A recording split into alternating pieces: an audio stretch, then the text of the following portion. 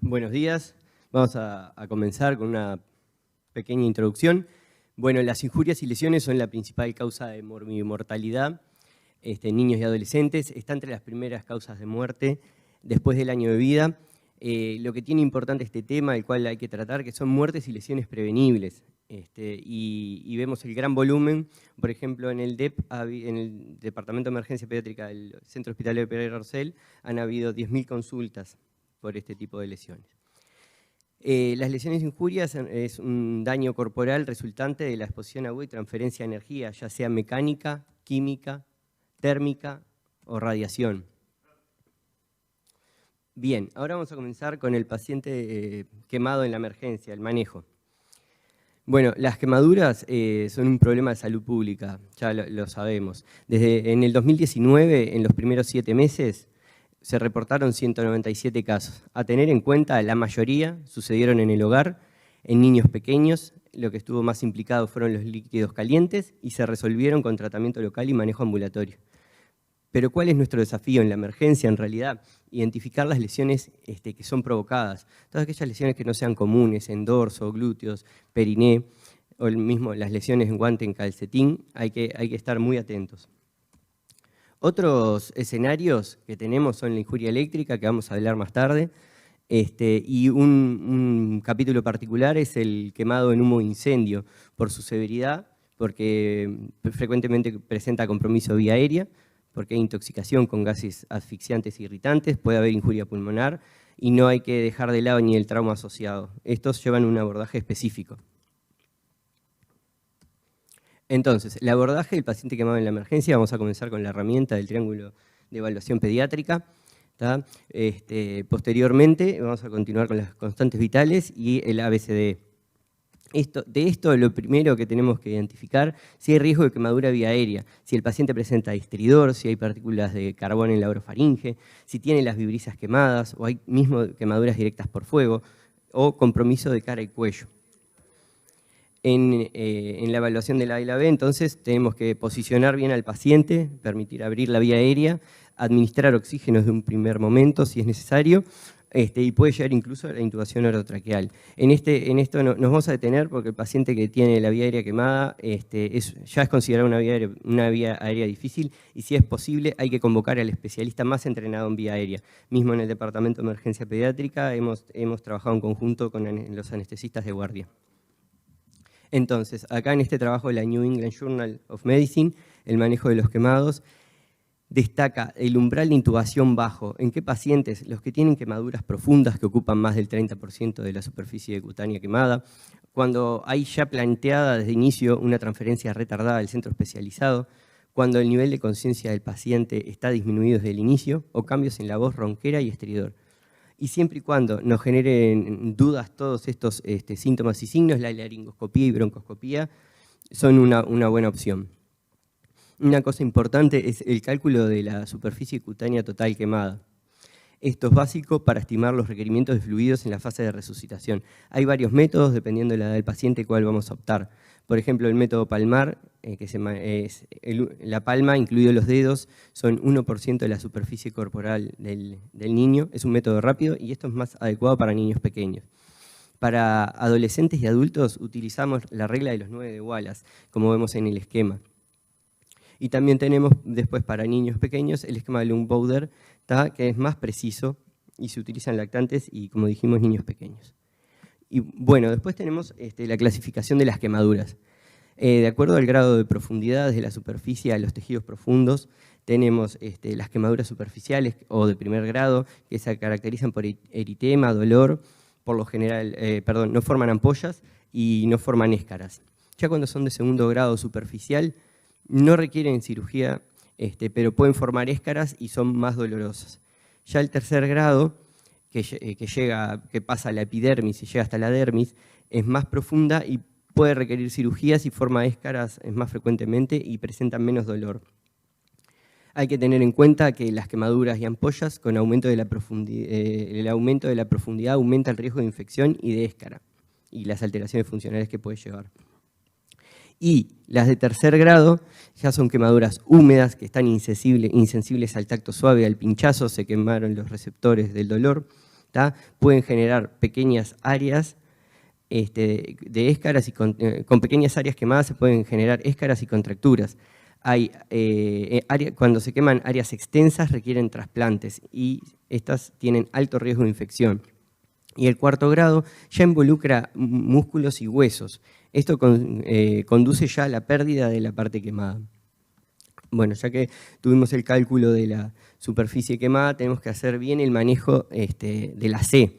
Y ahí nos vamos a preguntar qué suero vamos a utilizar, cuánto volumen, en cuánto tiempo.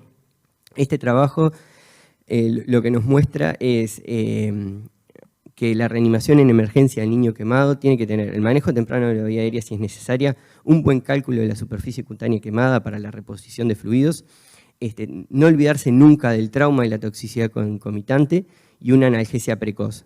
Y nos refiere que la mortalidad aquí aumenta cuanto mayor es la superficie cutánea quemada, cuando hay lesiones por inhalación, si se llega al fallo multiorgánico, en los niños menores de 4 años y en las quemaduras provocadas. Entonces, continuando con el manejo de la circulación, vamos a evaluar los pulsos, la frecuencia cardíaca, la pegada, el tiempo de recoloración, la calidez de las extremidades, si el niño está pálido, y no olvidarse si hay sangrados activos. Cuando encontramos el paciente en shock, lo vamos a, respondiendo a las preguntas de la diapo anterior, lo vamos a reponer con suero fisiológico o suero Ringer lactato a 20 cc kilo intravenoso en carga. Una vez salido del shock, hay varias fórmulas, está la de Parkland, en este caso la que nosotros solemos usar es la de Bruck modificada, 2 mililitros kilo por porcentaje de superficie cutánea quemada por kilogramo de peso del niño, más el basal en los menores. De eso se administran 50% en las primeras 8 horas y el resto en las siguientes 16. Y el paciente quemado, que es un paciente complejo, que tiene grandes cambios fisiopatológicos, tenemos que ver cómo está su medio interno, solicitando el laboratorio. Un ionograma para despistar hiperpotasemia, hipocalcemia, una gasometría con lactato, por si hay acidosis metabólica, en que vamos a ver el lactato aumentado. La glicemia, en la reacción de estrés tienen hiperglicemia estos pacientes. La función renal para descartar insuficiencia renal aguda. Función hepática, puede haber aumento de las enzimas. Y un hemograma para valorar la hemoconcentración. Continuando con la valoración ABCDE, vamos a ver en la D, ver bien el estado de conciencia, podemos utilizar la escala BPU. Y en la E no olvidarnos de exponer toda la superficie cutánea, evaluar bien las lesiones, la profundidad. En eso es fundamental para ver bien cómo vamos a hacer la reposición. Tener en cuenta que lesiones circunferenciales pueden requerir de una rápida escarotomía o fasciotomía. Vamos a tener que enfriar la quemadura a temperatura ambiente, cubrir con compresas húmedas estéril, pero siempre evitando la hipotermia, que no es nunca bienvenida por el paciente. Las ropas adheridas hay que retirarlas y las joyas también. En este otro trabajo es acerca del dolor, es fundamental manejar el dolor en el paciente quemado, son pacientes que están muy doloridos, que se alteran las constantes vitales por el dolor. Vamos a utilizar opiáceos desde un primer momento si es necesario. Podemos asociar otros fármacos como paracetamol o dipirona o fármacos disociativos como la ketamina, que nos pueden ayudar en ciertos estados para mantener la estabilidad hemodinámica y prevenir la tolerancia a la hiperalgesia asociada a los opioides.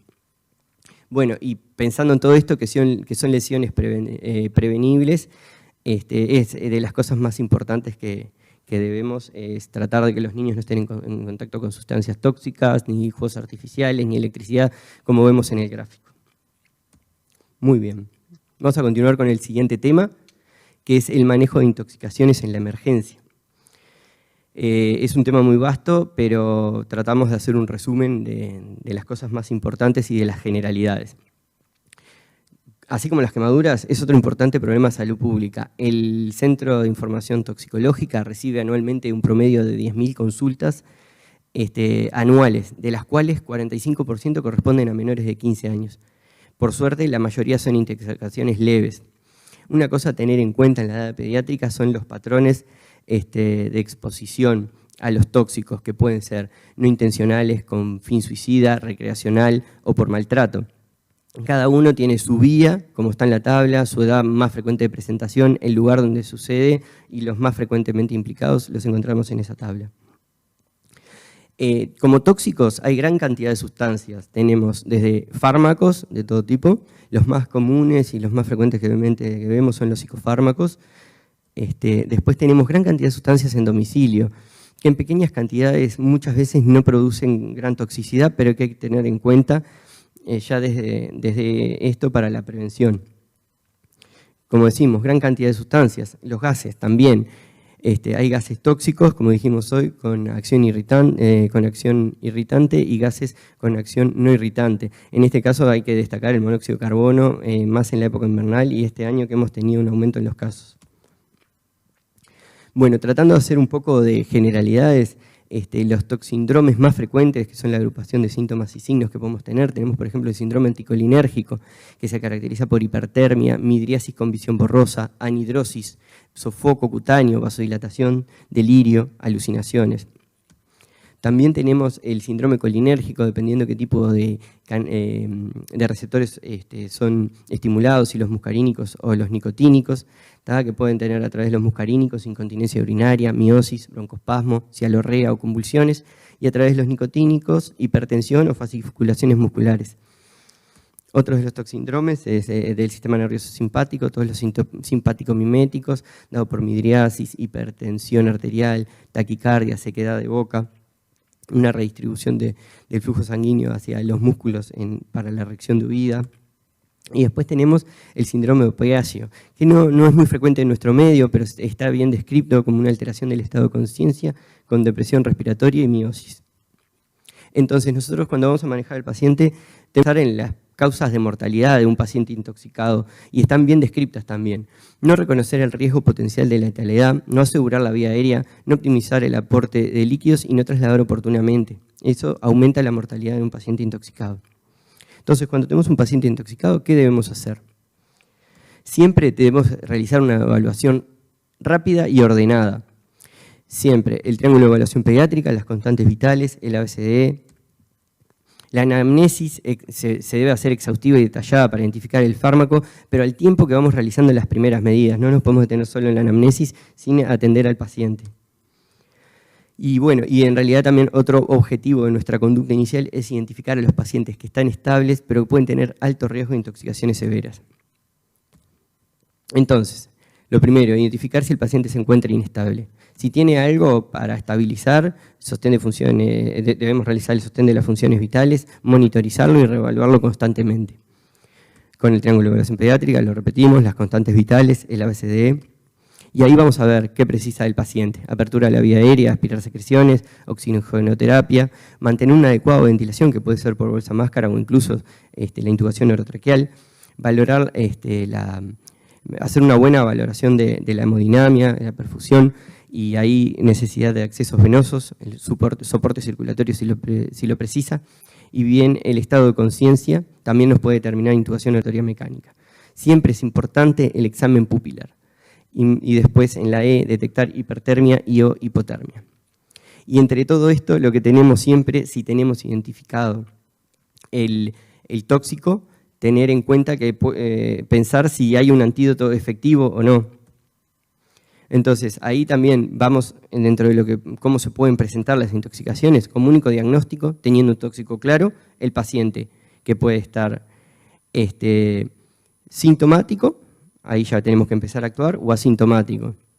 Y después hay otras formas de presentación en donde está la posibilidad diagnóstica, trastorno agudo de la conciencia, convulsiones, ataxia, cianosis, dificultad respiratoria, vómitos, arritmias graves, distonía, y en realidad todos esos síntomas raros que inician de forma súbita con afectación de varios órganos.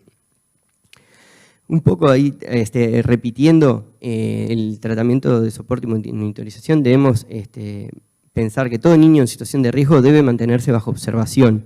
Ante la presencia de toxicidad moderada o grave, debemos tener un acceso venoso, y si es esperable que aparezca cardiotoxicidad por el tóxico, vamos a instaurar monitorización cardíaca, así como también cuando hay otros aparatos o sistemas implicados, como por ejemplo en la función hepática con el paracetamol.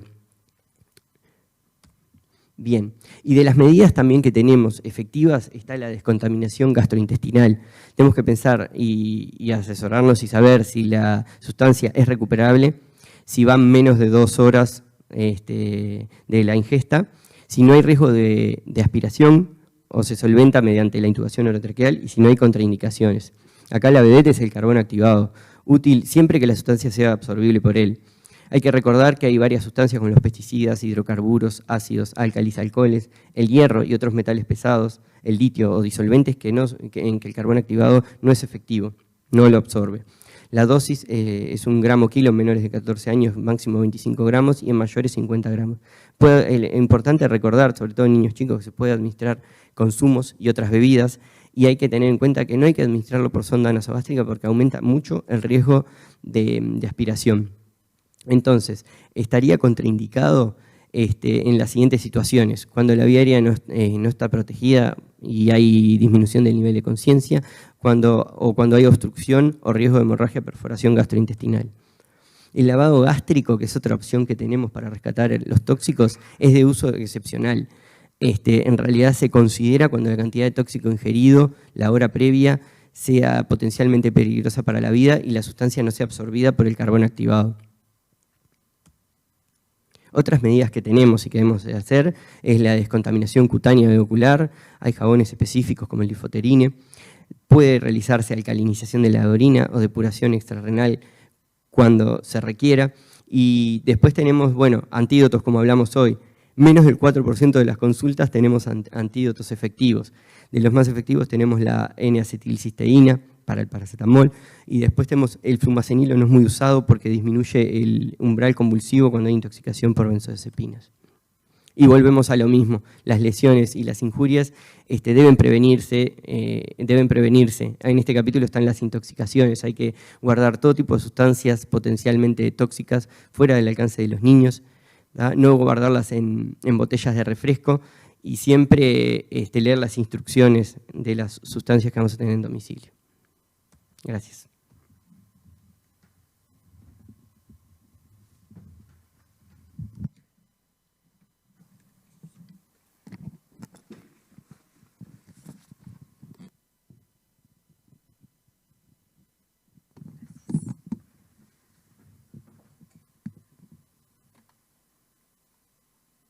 Bueno, buenos días a todos. Vamos a continuar ahora dentro de lo que son lesiones con injuria eléctrica. Vamos a tratar de centrarnos más que nada en el manejo de la injuria por bajo voltaje, que es muchas veces la que genera mayores dudas a la hora de su manejo en emergencia. Con respecto a la injuria eléctrica, todos sabemos que es la lesión provocada por la corriente eléctrica sobre los distintos tejidos excitables. Si bien es un motivo de consulta que es poco frecuente, puede conllevar a lesiones graves con una morbimortalidad significativa. La mayoría de estas ocurre al domicilio y predominan sobre todo en niños menores de 6 años.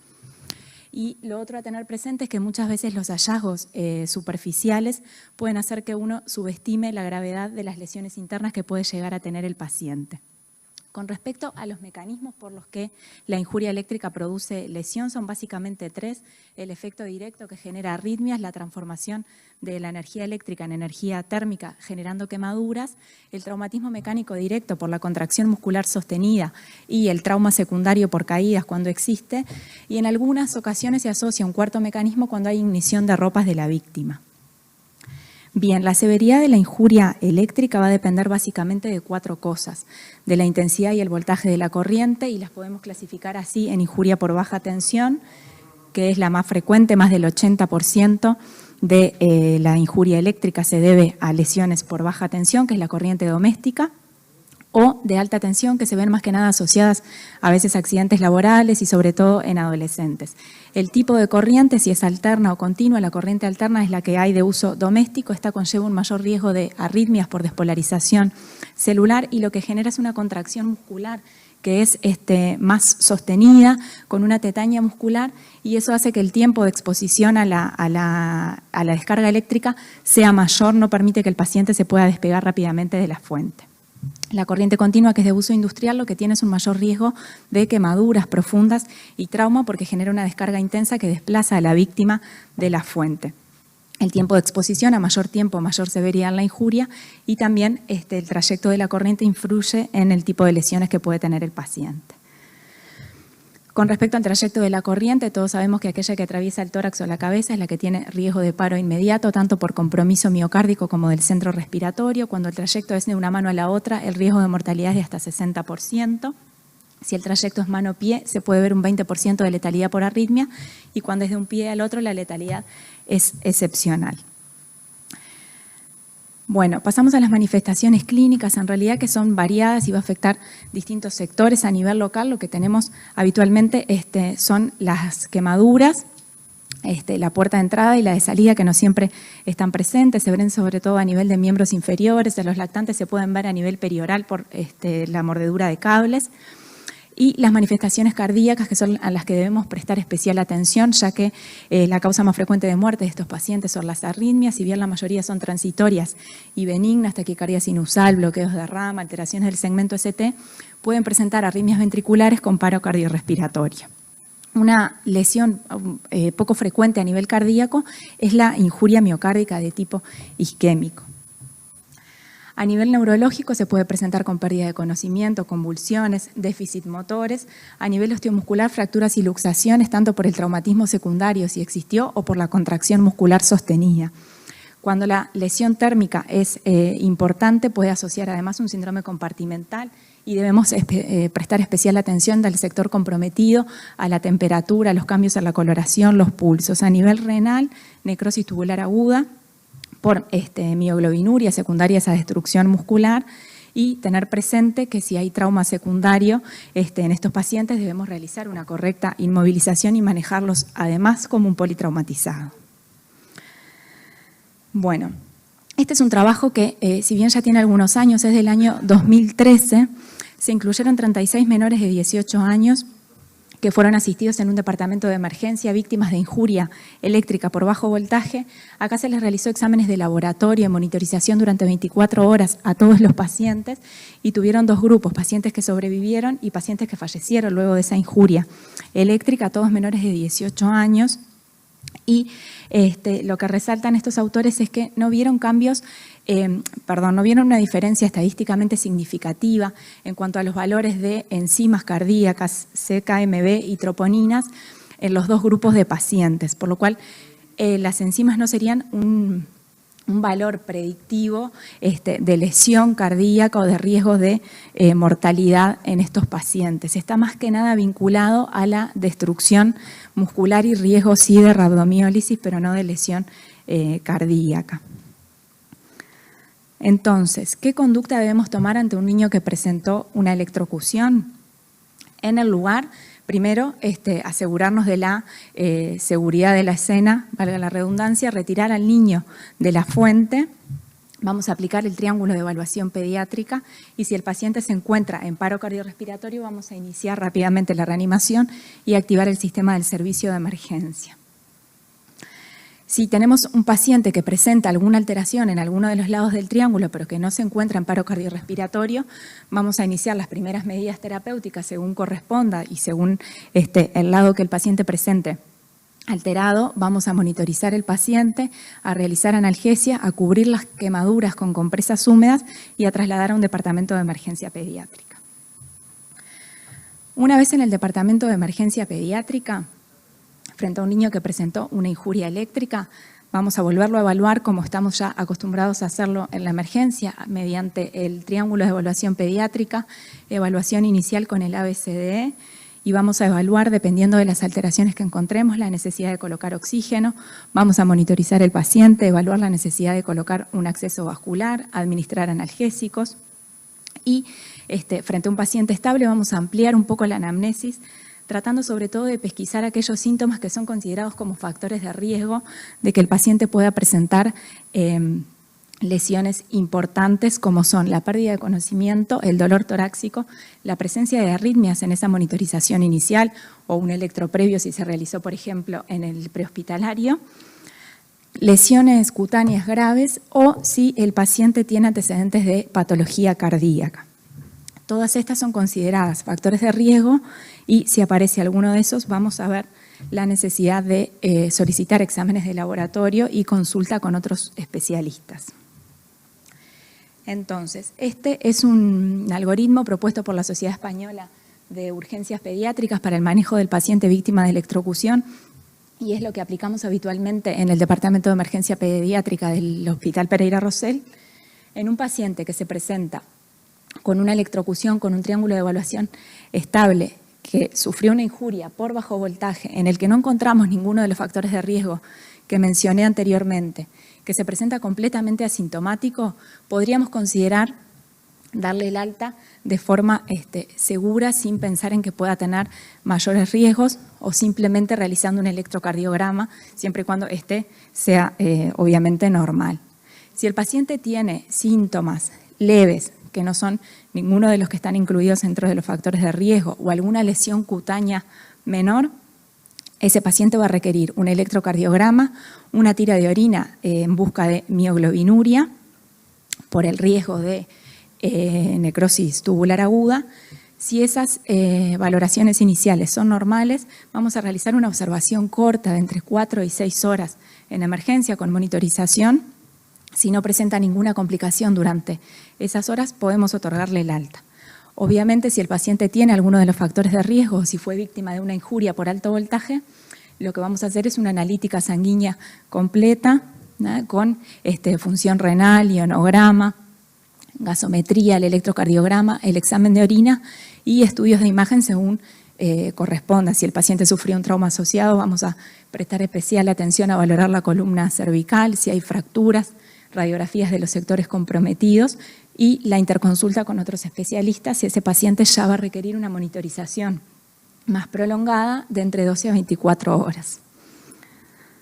Bien, y para terminar con este tema, como venimos resaltando en todos, la intervención principal es la prevención. Evitar que los niños manipulen dispositivos electrónicos, tratar de no usar alargue en instalaciones caseras, que las instalaciones estén en buen estado, que los enchufes estén fuera del alcance de los niños, o colocar, como se ve ahí en la imagen, los dispositivos de seguridad y las llaves térmicas diferenciales de seguridad también. Bien, continuamos ahora con las lesiones por inmersión o ahogamiento. Vamos a comenzar con algunas definiciones para aclarar sobre todo algunos términos. El ahogamiento, de acuerdo a la OMS, se define como el proceso de experimentar dificultad respiratoria luego de una sumersión o inmersión en un medio líquido, que puede ser agua o cualquier otro medio líquido. Y se va a clasificar como no letal si ese proceso de ahogamiento queda interrumpido y la víctima es rescatada, o letal si sobreviene en cualquier momento de la evolución la muerte como causa de ese ahogamiento. Lo que sí se debe de evitar son términos como semiahogamiento o ahogamiento seco, húmedo, pasivo, primario y secundario, porque en realidad son términos un poco confusos y no aportan muchos cambios en el manejo clínico posterior con estos pacientes. Resaltar también, como todas estas entidades que venimos hablando, es un importante problema de salud pública nacional y mundial. Se reportan aproximadamente 372.000 muertes anuales por esta causa. Es una causa frecuente de secuelas neurológicas. La distribución es bimodal con 2 picos en menores de 5 años y en adolescentes. El segundo pico entre 15 y 19 años. En nuestro país la tasa es de 3.9 cada 100.000 habitantes y es una de las más altas de la región. En nuestro país se creó en 2019 la Ley de Seguridad Acuática. En el enunciado de esa ley se menciona, de acuerdo al Ministerio de Salud Pública, que en 2019 esta causa fue la primera causa de muerte por lesiones entre 1 y 4 años y entre 10 y 14 años, y la segunda en el grupo de 5 a 9 años. Este es el enunciado de la ley donde se declara un problema de salud pública y se insta a la creación de un Plan Nacional de Seguridad Acuática que contenga medidas de prevención primaria, secundaria y terciaria basadas en la mejor evidencia científica, contemplando siempre la realidad nacional. Vamos a tener entonces en esta entidad distintos escenarios dependiendo de la edad. Los lactantes y niños pequeños van a sufrir ahogamiento en pequeños espejos de agua, es frecuente en las bañeras, durante el baño o en las piscinas, en el domicilio, y ya en los preescolares y adolescentes en aguas abiertas.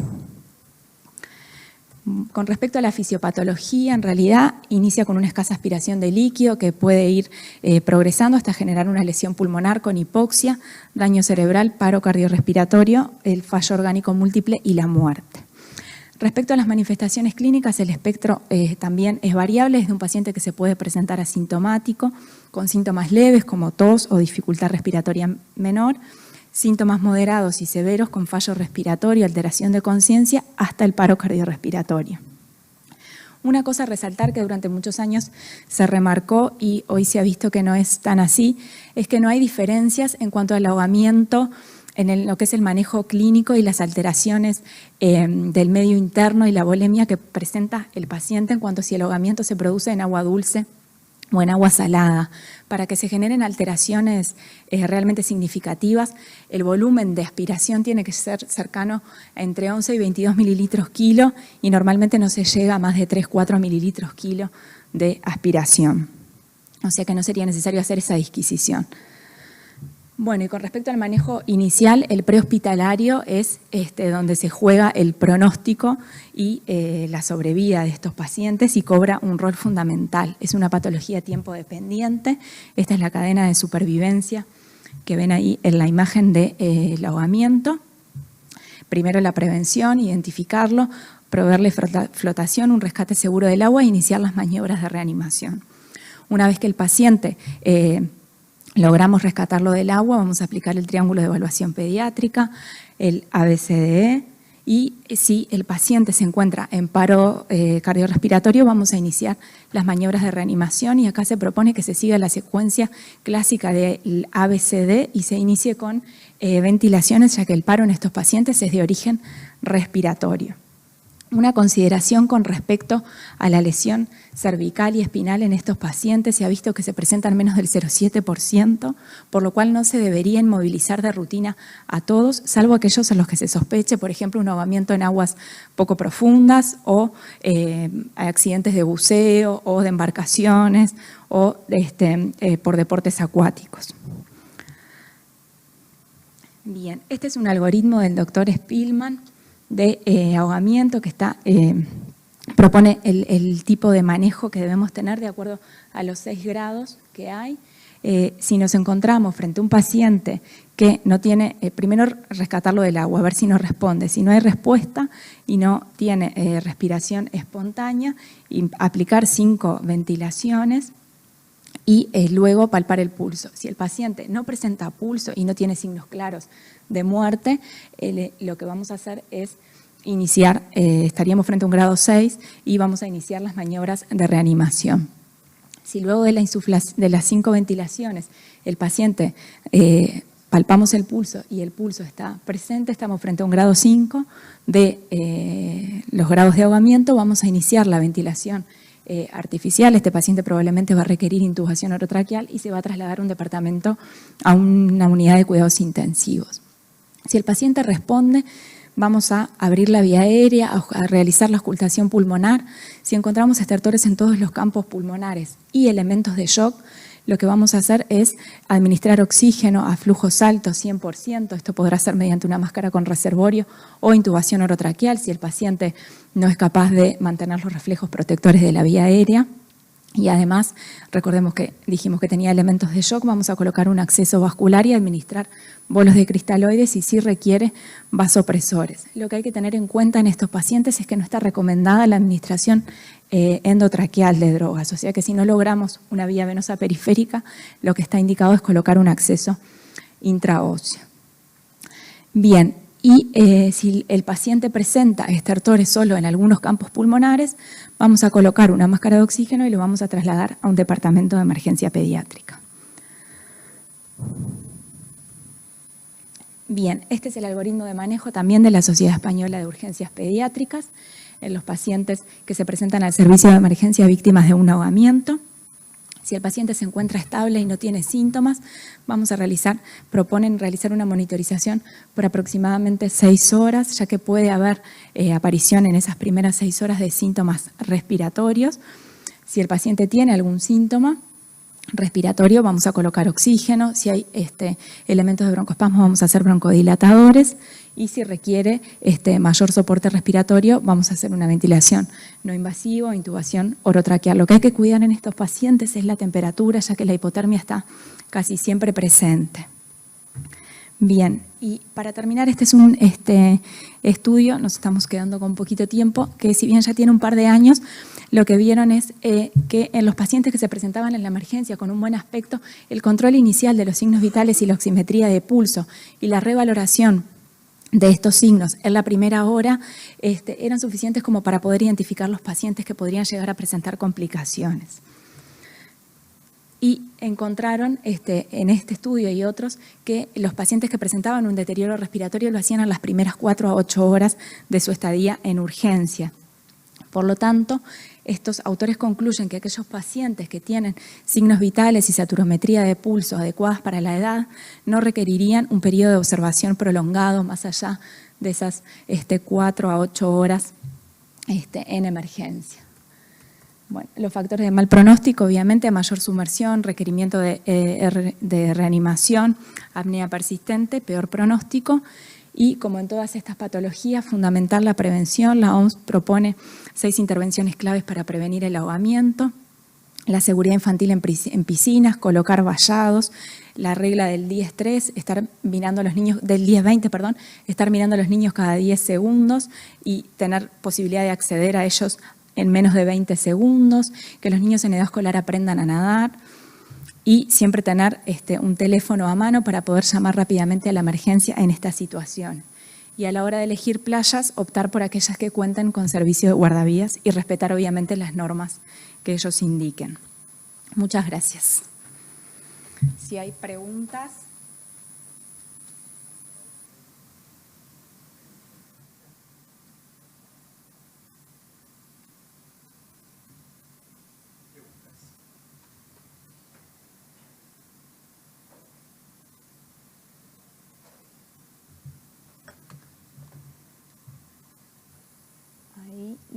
¿Qué medidas se deben realizar cuando hay contacto con una cerca eléctrica?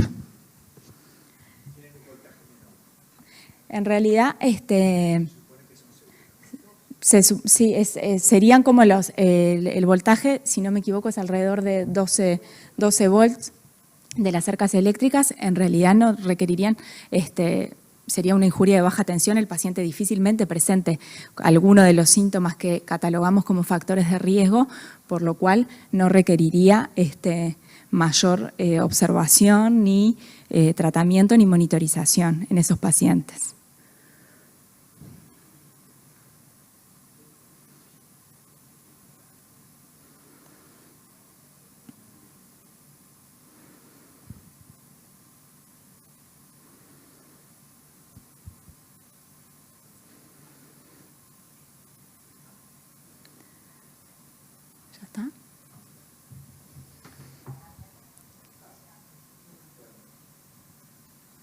¿No hay más preguntas? Bueno, muchas gracias.